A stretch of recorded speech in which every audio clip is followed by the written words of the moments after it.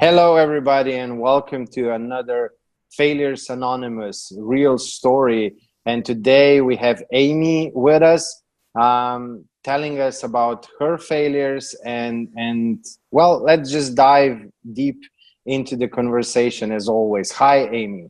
Hello, how are you? Thank you for inviting me. I love talking about failures. It's kind of like my area of expertise. Oh, yeah, then we are two experts on failure. Yes, Um, so, can you first tell us a little bit about yourself, introduce yourself to the audience?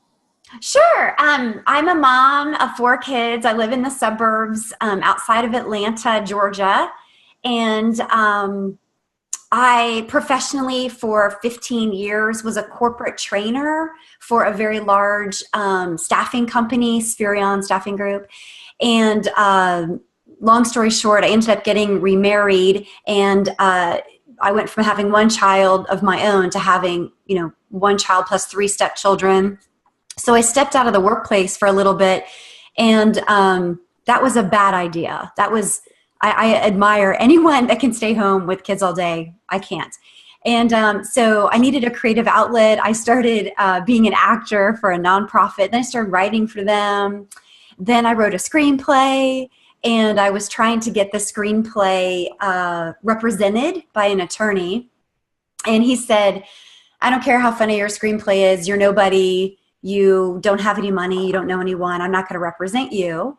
And I said, that makes me really sad. And I said, that makes me really expletive sad. And he started laughing. He said, I'm going to give you some free advice. You need to get on the map.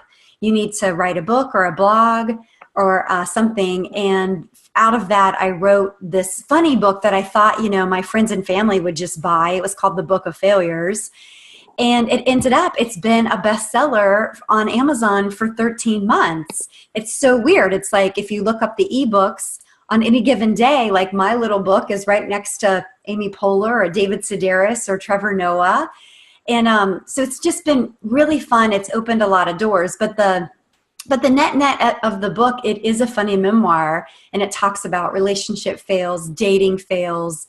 I mean, just any pet fails, any kind of failure you can think of, that's what it is. It's a complete book of failures. Okay, your failures. My failures. Yeah, my next book is going to be the Book of Failures, Friends Edition. And I can't wait because this is such a funny story. So when I was promoting the first Book of Failures, every Friday I would put on Facebook something that I had failed at during the week, not something from the book, just like a real personal failure that I had done. And sometimes I would get 200 responses of people sharing how they failed during the week. And it was so funny. Like sometimes it would be a pet failure. One woman's like, oh yeah, I woke up and my Labrador threw up a baby bunny rabbit on my carpet. You know what I mean? Just like the most random stories. And they were so funny that I started cutting them and pasting them. And then before you knew it, I had 50,000 words. And I thought, I'm going to write another book with all these funny failures from other people. So anyway, that's what's going on in my life. It's been really fun. How did you come up with the idea of writing about your failures? Well, I do stand-up comedy in Atlanta, not as much as I'd like to because I have a family, but I do it a lot for like charity events. I have like our county spelling bee coming up and I'm the MC, and it's, I always incorporate comedy into that, or I'm doing a reading, Wednesday or whatever. So, and I like to call my kind of book tour, comedy tour, why I shared my most mortifying moments and why you should too. And so I think it's just always been, I think if you know people that are in comedy, it would be rare to find somebody that didn't have a horrific upbringing. Do you know what I mean? Yeah, Like normally yeah. people in comedy have had a lot of pain from, family or whatever. And that's the same for me. I grew up in a really wonky family. And I think my sister and I, were comedians by the time we were 5, because we would imitate my dad, who was like really stern, aggressive, like military. He's like, stop laughing, stop laughing in the car. Nothing's that funny. He's just real aggressive. And we, love our dad and everything, but anyway, that's where it started. And so I've always used it as a coping method. And then of course later, you get a lot of attention for it. Like if you can tell a good story at a cocktail party, you're a popular guest. So it's, I don't know. I've just always been able to look at even the most ridiculous things almost immediately as like, this is funny. Even at a funeral, which is probably inappropriate, but that's how my mind works. I'll be at a funeral and I'll just be thinking like, why is the minister's socks like, white, and he's got a black suit on and his pants are like 5 inches short. And I'll just like, that's so awful of me, but that's what I would focus on. And of course, talk about it later at lunch, but. Okay. Well, as you said, people start talking about their failures. It's just that somebody needs to start and open up, and that's the whole point of Failures Anonymous. We just maybe don't focus so much on the little failures, but more on the really hard failures that are really emotional, that are well, a lot of people who were interviewed so far came very close to suicide, things like that. But it's important to talk about those things, because then other people open up as well. So it's kind of in the same thinking, just maybe on a more darker level of those huge I've failures. had those failures too. I got laid off. I was a single mom and got laid off from my job in 2008 when the market crashed. I mean, that was terrible. And I've been through a divorce, and that was terrible. And I do write about those things in my book, but I do try to write about the funnier side of that, even though it was a dark, dark, dark time.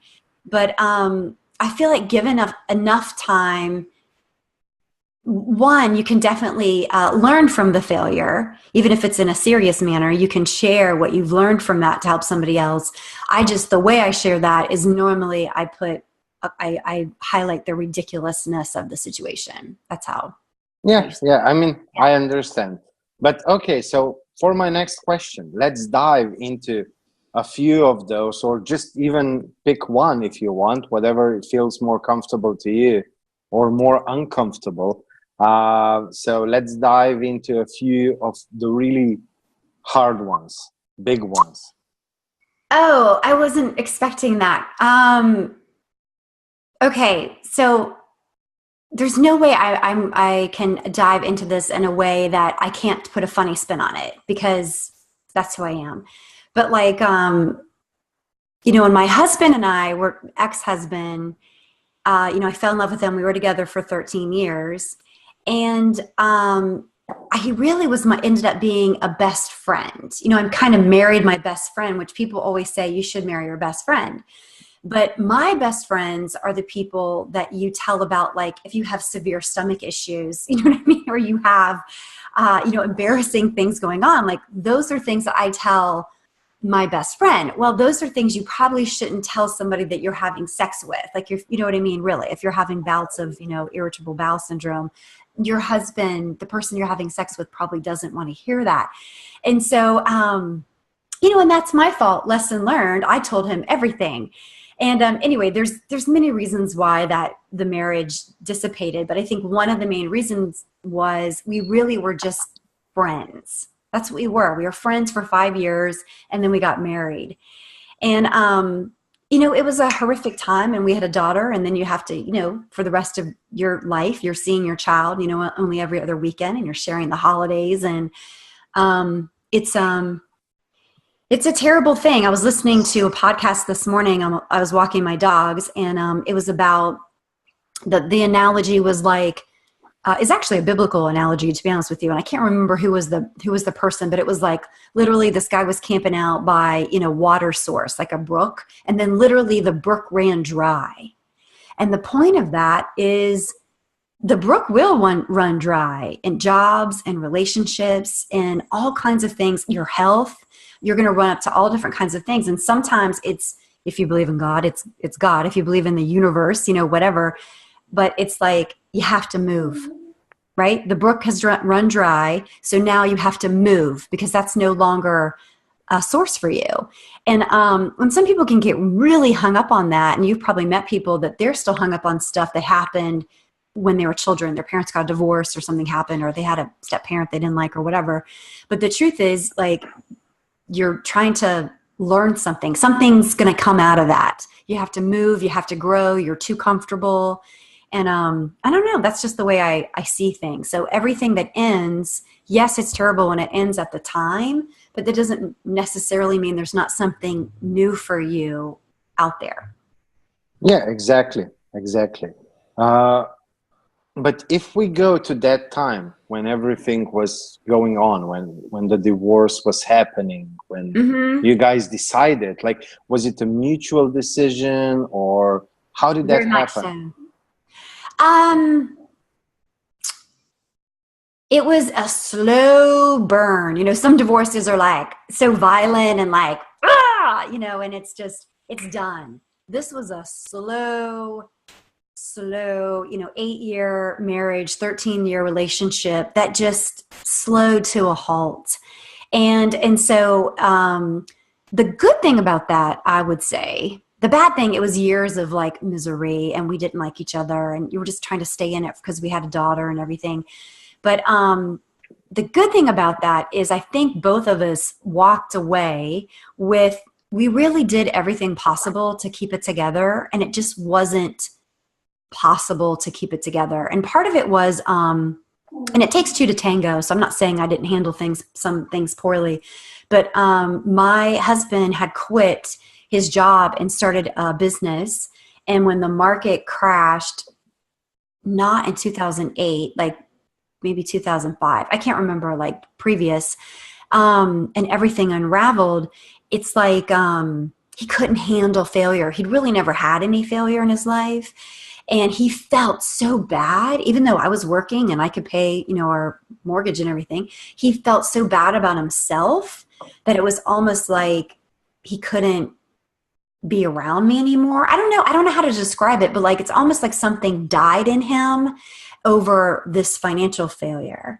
And he was really, really sad. He just couldn't, he became very bitter for a period of time.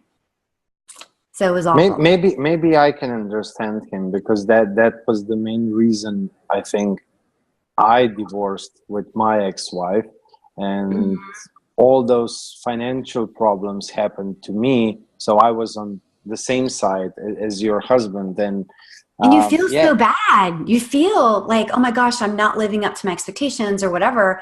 And well, you know, I don't know. At the time, he did not see it as a blip in the road. At the time, he felt like, I'm never going to get out of this. It was really sad.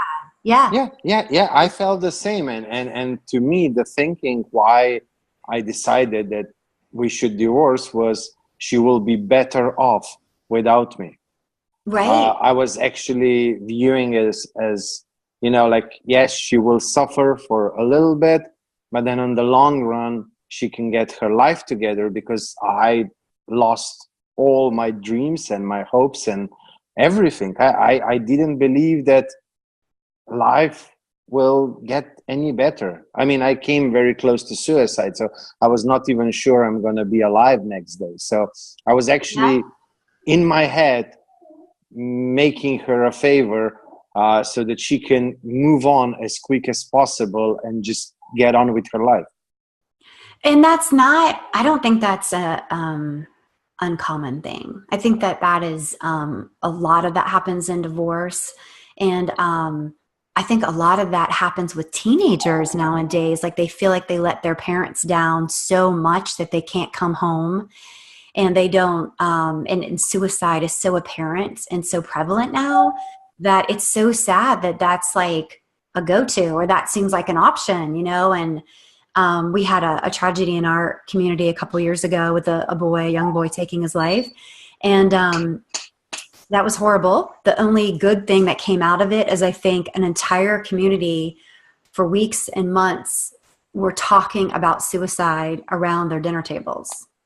That I mean, this boy, he was in a relationship. She broke up with him. He got depressed. He got fired from Pizza Hut. His grades started slipping. He dropped out of college, and he felt like he couldn't go home. And, you know, when you're a child, that would feel like your whole world crumbling, right? But you Yeah. and I, you know, if that was our child, we'd be like, okay, so you take a break and you go back next semester. Like, you know, this too shall pass.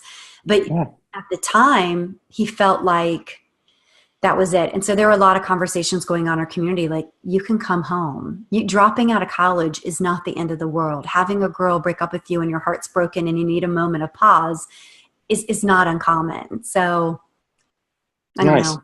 Yeah. Yeah. I mean, that's exactly why, uh, I mean, I went through massive failure, and, Mm-hmm. like I said, I came like minutes away from suicide, had Mm. my aha moment, moved on from that. I mean, I'm not gonna bother you with my story. This is interview about you. But you know what got me thinking many years later on was failure is a huge taboo. We keep failures inside, and Yes. how do we break that taboo? And you know what was the Mm-hmm. inspiration? Sex. Imagine 30, 40 years ago, sex was a huge taboo. It was not something that you would speak, you know, in a local bar. And now Mm-hmm. wherever you go, people talk about sex. And that got me thinking, like, how did that huge taboo became what it is today? And can that be applied to failure as well? and Right. and and that's why all these interviews and all this started happening, was to get to create a platform where people can openly speak about failure, and the more we talk about it, the lesser taboo it becomes. That's just my point, how I view it. Yeah. I am on a little television show in Atlanta, a morning show, and I'm trying to talk them into doing a whole segment about failures. And it wouldn't be, to be honest with you, it wouldn't be as heavy hitting as what you're trying to do with your show, but it would take successful, famous people, like, let's say, for example, J.K. Rowling, the billionaire. If you looked at her story, she thought of the beginnings, like the Chamber of Secrets. She kind of thought of that in college in 1976.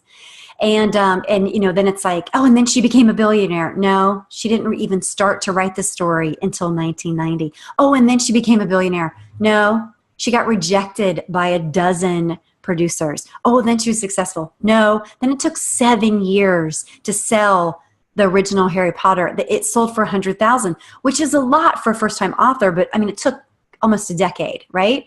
Yeah. Then she was rich. No.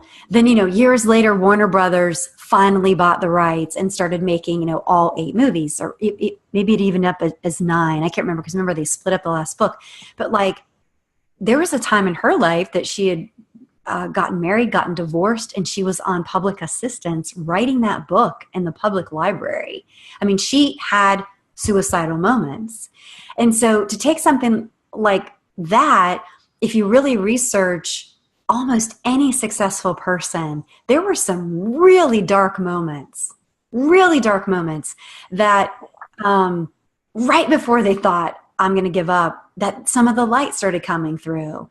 And so I hope people realize that and get inspired by that. Like, research your favorite people. And then I'd love to bring on, or, you know, or have, like, through social media, have people write in and, you know, we highlight some local people on some successes, kind of like, I almost gave up, but, you know, then I held on. Because I think people, like, to your point, they don't always see our overnight successes. That's what we think we're seeing, but nobody is an overnight success.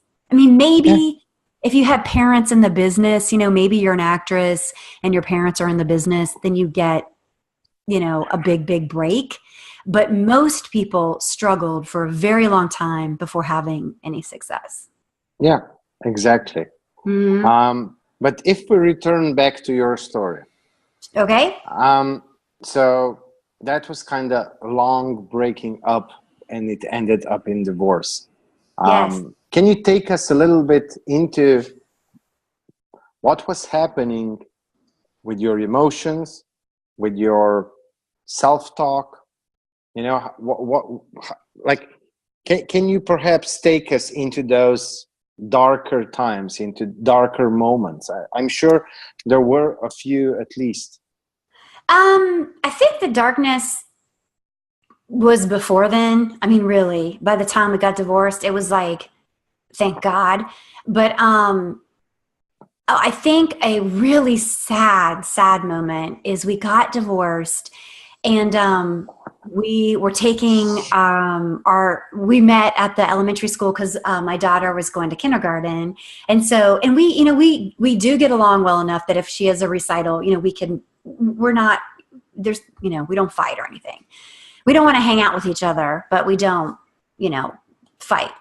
And there was a moment we were going to kindergarten, so he showed up and I showed up, and I remember we were walking out, and our daughter was there too. She was 5, and it was like meet your teacher night or whatever. And we walked out, and she instinctively grabbed both of our hands, and it was just like, oh, like that's not gonna happen ever again. Like, we're not a family. It was like, oh, and it just, that was awful. That was probably the darkest moment, is like, I'm breaking up my family. They're never going to be the same again. So, but that's what happens, you gotta, but sometimes kids are better off, No, I agree.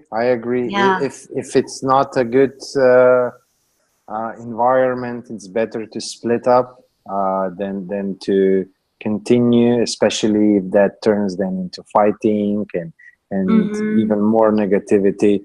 Yeah, or even worse, it's indifference. Like, we weren't even fighting anymore. It's like we did not care. And that's almost worse, because you're just like, you just don't even care. I mean, I care about him as a human being. Like, I want him to do well. That's good for my daughter. But like, we were so done. So you're right. Yeah. Mm-hmm. Any other failure that was challenging that you would like to tell us about a little bit? Sure. I think in 2008, I'm not alone. There are millions of people that got laid off. I mean, people were jumping off of buildings. I mean, that was a dark time in the United States, and it caused an international crash with the, frankly, schemes of the banks. That's what it was. It was a big scheme in the housing, and they were giving loans to everyone, and it crashed. And millions of people got laid off, and I was a single parent. And I had been in the staffing industry, right? So that's in the employment business. Well, if there's a crash, our clients were calling us like, help me get a job. There were no jobs. I mean, it was just like, one day you might have 50 employees at a client, and the next day you have 0. And so I was out for 5 months. I could have taken other jobs like an hour from my home, but with traffic in Atlanta, it'd take me 2 hours. The commute would be 4 hours a day. And luckily, financially, I led a very small life. I had a little Volkswagen. I had a little townhouse that my daughter and I lived in a great school district. And so I was so lucky to be able to save some money and to ride out that storm for 5 months. But there were moments that brought me to my knees where I'm like, oh my God, you just feel like you're never going to work again. You're like, the economy's never going to pick up. That's how you feel. Like, what is going to start this economy moving? And it took 5 months. So that was really, really scary. And all around us in Atlanta, and I don't know if it was where you were, it was like the most successful people that you saw, one let's say there were 2 working parents and one lost a job. That wasn't enough to make it go, and they lost their homes. And so in Atlanta, it was just like the foreclosure rate was like crazy. And I mean, that's real. You're uploading your family and your kids and your dog and and one thing that came out of that was Atlanta lives too large. Their debt ratio too high, too much on credit, too much keeping up with the Joneses, and it really exposed that. And I hope people take that to heart. But we're kind of seeing that now, where the housing prices are going crazy again. And I'm like, and down. yeah, the crash will happen. I mean, it will. It will. Yeah. Some people say within a year. Some people say 3 years. But yeah, between 1 and 3 years, I guess we're a new crash, maybe even bigger, is in the works. Definitely happening. Yeah, like it kind of comes in those very similar waves. Yeah. So let's dive a little bit more into this. So it's you, your daughter, and your husband was at that time well, we were divorced. Yeah, but was he back to being employed? Because you said that a few years prior to that he failed in business. You know what? He was employed, and but he was in sales, and so it was really tight. You know, he was a computer broker, and so it just was like it literally felt like nothing was moving at all. That's what it felt like. Unless you were maybe in healthcare or a teacher or something, your life wasn't the same. If you were in a company that was making something, manufacturing something, a service, it just seemed like the world just stopped. And, you know, if you wanted to buy something, the banks were just like not giving out any money. And it's just, you know, you lived through it. It was a terrible time. Yeah. And so, yeah, he was working a little bit. Yeah. But I'm guessing he wasn't much of a help.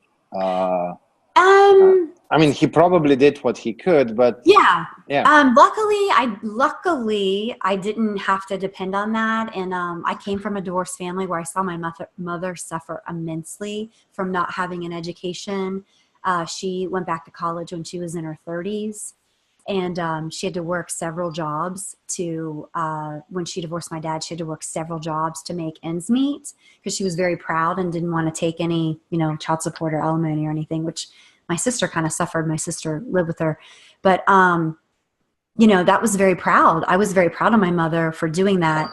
But she also taught my sister-in-law, like, you don't, and I want to teach my girls that, like, you need to have income. You don't want to be in a relationship where you have to be there. You want to have an education where you can be employable. And I think it just gives women more confidence. And you make better decisions when you're not 100% dependent on someone. And that may be too modern for some people to think, like, no, you get married and you can 100% depend on someone. But with a divorce rate of 50%, I don't think that's the case. I completely disagree with that. Yeah, I mean, you want to be in a relationship because you want to be in a relationship, not because you have to be. I mean, right. That's the worst kind of relationship. Even if just one is in that position, and you are looking at that person, and you see that they're staying. You can see it, that there is no love anymore and nothing, but they are with you just because it's easier, because, you know. We call it it's cheaper to keep her. Yeah. Yeah. So yeah, I really, I disagree with this mentality, like you go and get married and then you can depend on somebody. That's completely wrong in my opinion. So you went through this turmoil for 5 months, like month 3, month 4, you know, savings are running lower and lower. What was happening? What was going on in your head, you know, in you as a person? My dad is of German descent. My grandparents, you know, came over from Germany, and we are a stoic, hardworking people. And that's just how we are. And it was even kind of embarrassing for them that I wrote this book exposing all of my failures, because we kind of stuff it under the rug. All of our emotions, you talk about the weather and bird watching. You do not talk about divorce or sickness or anything like that. Anything real, to be honest with you. And And so that's just the way I was raised, is you just get up the next day. You know what I mean? We're not going to talk about it. We're going to get up the next day. And so I just poured myself, like when I got divorced, I was working part-time as a recruiter. And so within 5 months of working part-time, maybe 6 months, 5 months from working part-time, I was 6 months, had doubled my salary, got back into a management position. But it did take me, because I kind of like stepped it down, you know, when I had a child. And so it took me about 6 months to get back to that earning level. And so I was just working so hard, so many hours. And then when I got laid off, I really took it seriously, that it was my job to get a job. And so I was just on the computer or making phone calls and trying to line up, you know, and it was a million like, oh my gosh, we love your experience. We're not hiring, because I was in the staffing business. Nobody was hiring. And, but you know, that did pay off. I mean, that was what I did. 8 hours a day. I'd get up in the morning and get in the computer and start making calls, and even having people, be positive. And I was able to get some part-time work. Even that like felt like I was at least moving in the right direction every day. I was doing something to help my cause, you know, and I got my little unemployment check. It was like $300 a month, you know, that I had paid into for 20 years. I'd paid into unemployment for 20 years, right? My taxes. And so my mom's like, don't you feel guilty taking that? I'm like, no. And, you know, it covered my, you know, car payment or my, you know, utility bills or whatever. But, that would be my suggestion to anyone that's going through that. Like, getting a job is a job, and the more money you make, the harder it is to get a job. And the worse the economy is, obviously it's harder to get a job. So you gotta network and, you know, try to line something up. It's not going to fall in your lap. Now you already told a lesson that everybody can learn from this. What other lessons from both failures you think were the biggest lessons that you've learned? Okay, well, you know, the serious failures like getting laid off and getting divorced, and then all the funny failures that I write about. That, I mean, some people might be like, "That's, your life is so sad." You know, you have a whole chapter on getting fired. Like, that's so sad, but it's not sad to me. I feel like I learned something from it, and I can see the humor in it. And so the very first chapter of my book ends with the first chapter where I talk about, like, a big failure for me is I did not adjust well to being a stepmother. Like, people told me, like, that's the hardest thing you ever do. And I'm like, how hard could it be? I mean, really, I was so in love with my husband, and I'm like, oh, I can handle three more kids. And it is so hard, because it's like, you're not my mom, you know, and it was just a very hard transition. And I really then questioned when I got remarried. I was like, oh my gosh, I shouldn't have gotten remarried. What am I doing? This is crazy. And so I write at the end of the chapter, like, I could either like put myself in a mental institution because I'm going to go crazy, or I can just embrace it and see it for what it is. And so the very last sentence of that is like, I realize that I am not a failure. I am just having a little bit of trouble right now.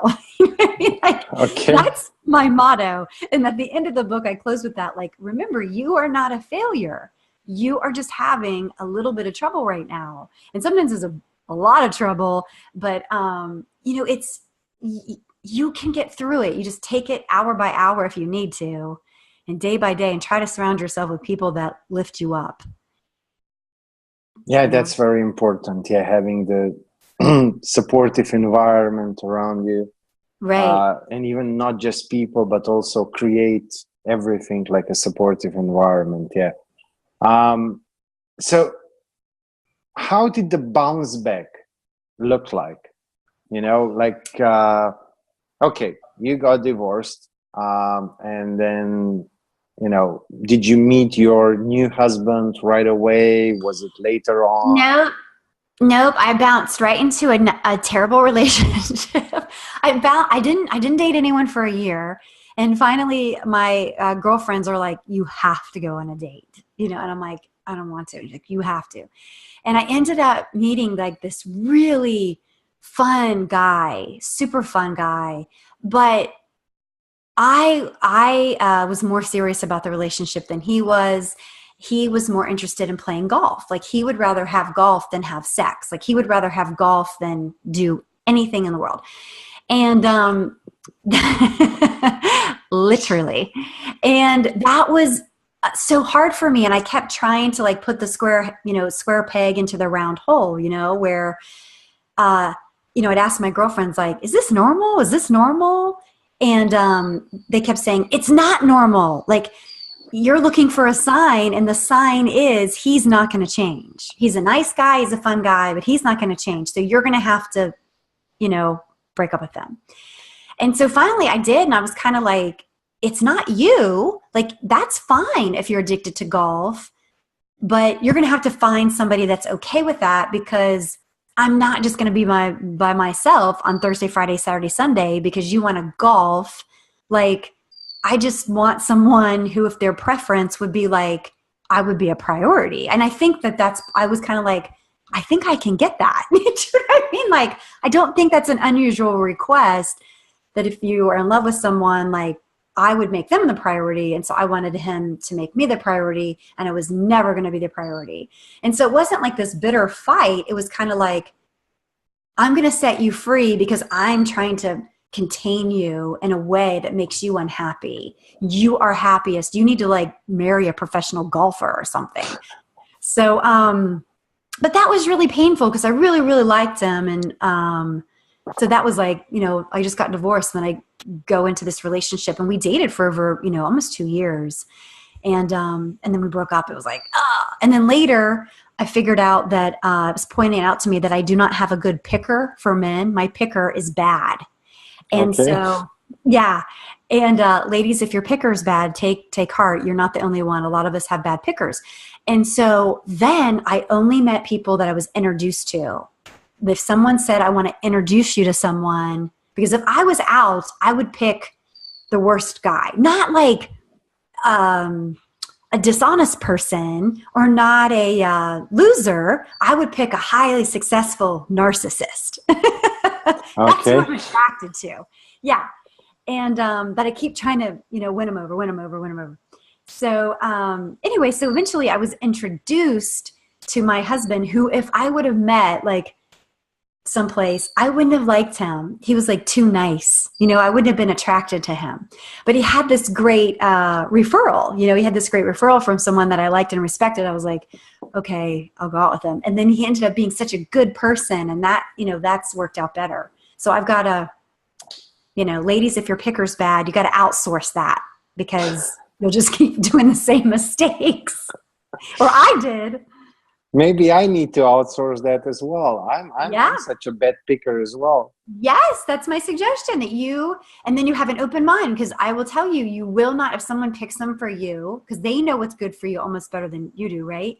You initially may not be attracted to them, because I'm attracted to a little bit crazy, and I'm attracted to like an unattainable type person. You know what I mean? That's what I'm attracted to. So at first you won't be attracted to them, but then if you hang out with them, then you'll be like, this is a really nice person. This could be a nice person. But you have to let go of those initial things that attract you to someone may not be the best things. Oh, yeah. I agree. How about bouncing back from the job? So you were unemployed for 5 months, and you got your dream job then, or what was the solution? No, I didn't get back my dream job, but I did get a very good job within a location that was very desirable, considering my daughter, the proximity and all that. And so, it was a fun job. It's in the same industry that I've been in for 15 years. So I knew I'd get a job when the market picked up. The market was down for that long. So, but during that time, I was very lucky. My dad came from a very, very poor family. And so it was drilled into us to save money. It really was. It was, drilled into us to save money. So I was very, very fortunate that I could afford to, during that time, like when my daughter wasn't in school, I was laid off the summer. we went on road trips, not expensive road trips, but we would go visit, friends in, Tennessee, or we'd go visit, my dad in Ohio or whatever. But I felt like I used the time wisely. And then if I wasn't, I only did a couple of those. And then the rest of the time I was literally, on the phone trying to get a job. Okay. So before we go to the final question. Okay. What it is that you do today, what would somebody contact you for, how they can get in touch with you? Is it just through your book, or you do something else? Like, give us a little pitch. A scoop? Okay, my second book is getting ready to come out, and I don't know if I'll write a third, but if I had enough good material, I would write a third book. So if someone has, I want to have the upside of the fail. I don't just want a sad fail. That doesn't lift me up, to be honest. I want a funny fail, a funny failure, or what you learned from this, or then I would love to hear that. I would love to hear somebody's funny failure. And they can contact me through www.amylyle.me, or Instagram as author Amy Lyle. Facebook page is amylyle.me. And then what's coming up for me, the second book I'm hoping to release in November. I just did the photo shoot for it. It was really fun. We had a llama in the photo shoot, which is a long story, but it's me and some girlfriends all dressed up in a llama. That's what's going to be on the cover. I'm so excited. And when I was telling you about my original fail of how I could not find representation to get my movie script out, that lawyer gave me some great advice. Some people don't take advice. Some people get really sensitive, like, oh, how dare you criticize me? I'm not like that. I felt like he's been an entertainment attorney for 30 years. And if he told me to write a book and try to get some press, and so if you search Amy Lyle on the internet, that my name is going to come up, I believed him. And so that's what I worked on for a whole year, is stuff like this, getting on these shows. And so if you search my name, stuff is going to come up. And you know what? I have a movie deal. Wow. So and this was a work that has been, by the time this movie gets made, which will be this time next year, the fall 2019, it will have been a 7-year journey. 7 years. And so some people might look at it as a failure, that I got rejected again and again and again. And, but I don't. I just was like, okay, if you tell me what I need to do is this, I'm going to do it. And I just kind of kept staying at it. And if that was the only thing, I feel like, and you might feel like this too, if that was the only thing that was going to make me happy, is if I had a movie deal, I would have been miserable for 7 years, right? Because I didn't have a movie deal. But you know what? I had fun writing this book. And then from writing the book, I get to do interviews like this, which are really fun. And I've met all these interesting people, and I get to be a regular on a morning show. Like, I never dreamed. And none of that would have happened if I would have got a movie deal a year ago, 7 years ago. And so I do feel like sometimes you've got to enjoy even the tiniest wins, Yeah. And, and so some people might feel, my mantra is to focus on the process, on what I can do, and not on the outcome. The outcome will eventually come. So yeah, I got an offer for a book deal on my story just a few weeks ago, and let's see what but right now I'm just doing the outline. So this is a process I can control. Once I send them that, I don't know what kind of contract they will come up with. I have no ideas what they will offer, not offer, and so on. So, but at least I will have an outline ready for maybe somebody else who contact me later on, or something like that. So, and we both know you sitting down and writing that story will reveal all sorts of things that will probably change your life forever, regardless if anyone ever picks it up, regardless if it ever sells. It doesn't matter. You writing that is important in itself, and a major accomplishment to do that. And so I love that attitude. You're not like, I'm going to make $1 million. You're like, I'm going to start thinking about how I'm going to put this together and see what happens. And I'm trying to make this with you.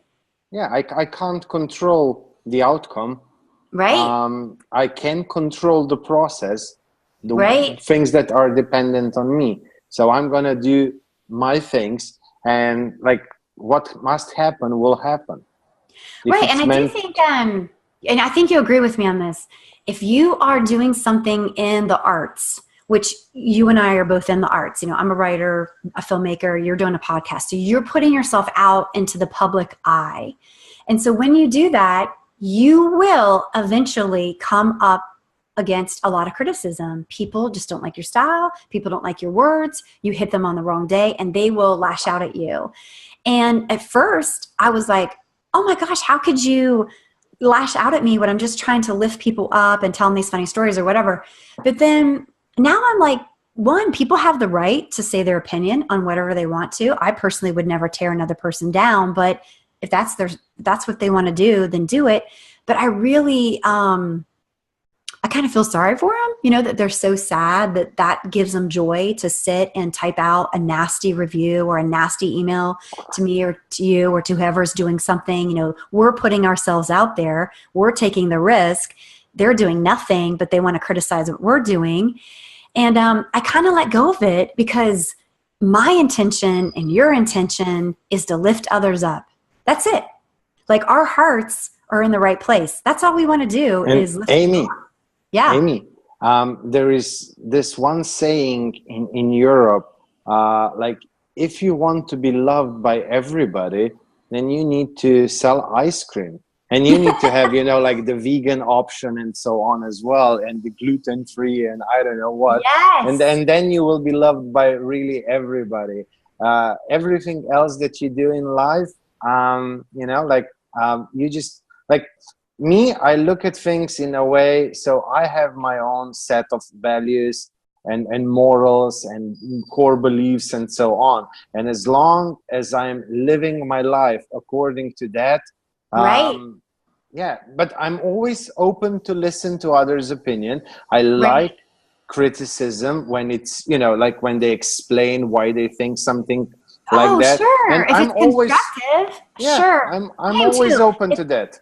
Right. If it's constructive, like someone might say, "Oh, I think you should have expanded this chapter because I didn't," you know, I'm open to that. But they're like, "I hate you and your family." Like that's not constructive criticism. That I don't know what That's that nothing. is. But No. you know what? If you want to be an influencer, you need to have at least one hater and one Right. stalker. Right. My girlfriend sent me this funny meme and it said, something hate me one time. And then it says, but if you still follow me, you're a fan, bitch. Like, that's so true. Like somebody comes at you and you're like, oh, I'm sorry you didn't enjoy it. Return it. Like, I'm sorry it wasn't your cup of tea. And then they still criticize you in the future. You're like, I'm sorry. Why are you still hanging out here? It's like, because that's what they like. They like to try to engage with you. So anyway, anyone that's working on something creative, you have to be ready for it and don't take it personally. And as long as your intentions are honorable, that's what you got to hold to, because you cannot be beholden to other people's opinion. You can't. Yeah. Yeah. Okay. To slowly wrap it up, and I think right. I know what you will say here, but what is one thing that you want the audience to take away from this interview? What's the one thing about failure that you want to give the audience? I think there's a lot of unhappiness when people, you know, what happens is you get out of college and you get into a job. And so you start making money in that job and then you never get out of it. And it was never what you wanted to do. And so it may not be a failure because you're making money, but like your soul feels like it's a failure. And so something that I would suggest is somebody, if they have something creative that they want to do, is they work on that, you know, at least a couple times a week. And if it's music or it's writing or it's art or whatever, with the intention of maybe it turning into something, but maybe not. But like life is too short for people not to pursue something that they love. It could be a volunteer thing. It could be something with animals. It could be whatever. But if you just find yourself like getting into the grind and you hate getting up every day, you may not be able to quit your job, right? We all can't quit our job, but you may be able to incorporate something that brings you joy every day into your life, something that you can look forward to. And so I would advise people to really take stock in that, because life is short to just like go to work and you hate it. Come home anyway. So try to do something a little bit that you love. Great advice. Yes. I mean, it's not just about happiness to be a goal every now and then. It's about having as happy journey as possible. Right. And sometimes people may make fun of it, but I think all successful people, one thing that they really like is to get outside. Like if you get outside in the morning, I know that sounds crazy, but like literally, like sometimes in the morning I'll see like a turtle and I'm like, I don't know, that seems so silly, but like just getting outside in nature sometimes gets you out of your rut. And I don't know, I like to be outside and I like to read, and there's a lot of things that I do to bring me joy, because having 4 teenagers is not joyful. It's very stressful, and they're mean, and some of them are mean. So I need to take a break from that and realize like this too shall pass. This too shall pass. Yes, this too shall pass. Well, Amy, thank you for sharing your story. I guess you were expecting something different, but I am so sorry. Shame on me for not watching all of your shows. I was like, oh, we're talking about my funny book. And you're like, I'd like to see inside your soul. I was like, what? Huh? Okay. But I hope it was still positive experience. Yes. I mean, I love it how we go a little bit deeper. Because, you know, one thing that I've realized through my failure, mine was huge in the numbers. I basically lost like $20 million overnight.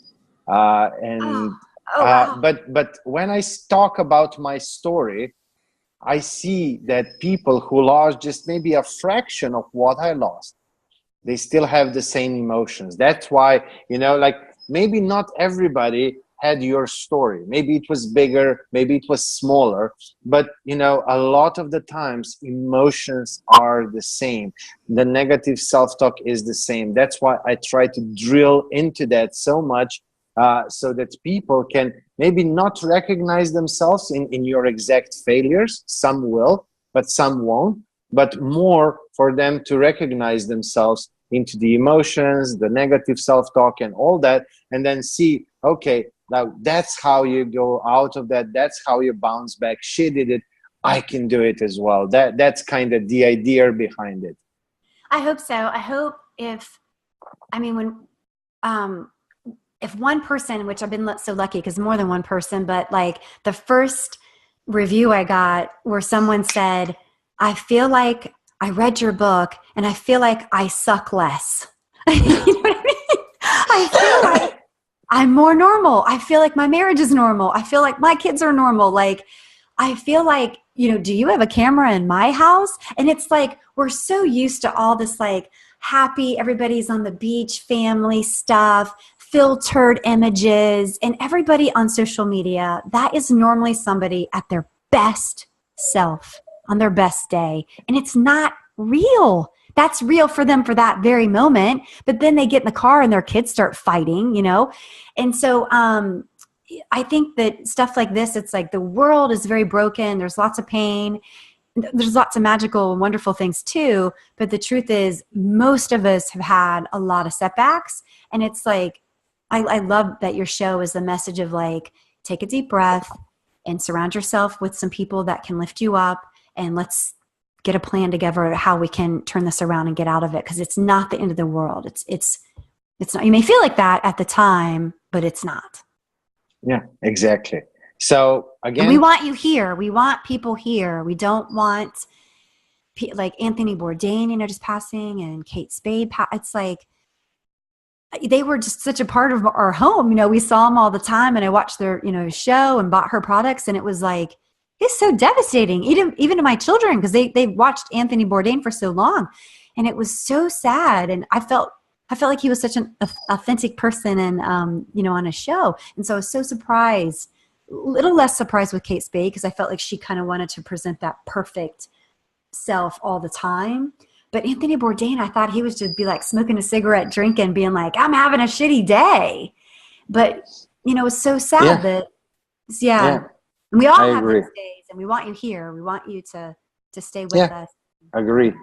So again, Amy, thank you very much. And when this will be published, I will tag you, and I invite you to drop some of your links in there, where people can find you, where people can reach out to you, so that they can connect with you. Again, thank you so much. And I'll sure be happy to stay in touch with you on the long run, and see how the book number 2 and 3 and 4 and 5 come along. And the movie. Well, by the way, who's gonna play you in the movie? Is it Julia Roberts or I wish. Jennifer Lawrence? You know what? That's an independent movie. We're not filming anymore, right? Is this being recorded? Yeah, it's still recorded. Oh, okay. So you can't say anything. Let's then stop at that and say. Yeah, it's very exciting of who we would like to play, but she's not really me. The character is not me. Like, the book is not the same as the movie. But it's it is a woman who's in Manhattan, who's in the financial sector, and she falls in love with somebody who is like a Southern gentleman and has a bunch of kids. Like, that part is, you know, loosely based on my story, but the rest of it is basically I've exploited my friends' personalities and put them in this movie. But we're really excited that our budget, we've got 4 investors, and our budget holds that we could get, you know, a couple good people. Perfect. Well, okay, so let's say bye now, and I can stop the recording, and you can tell me a little bit more. So, a secret. You have to bring me back to learn the rest of that. Bye.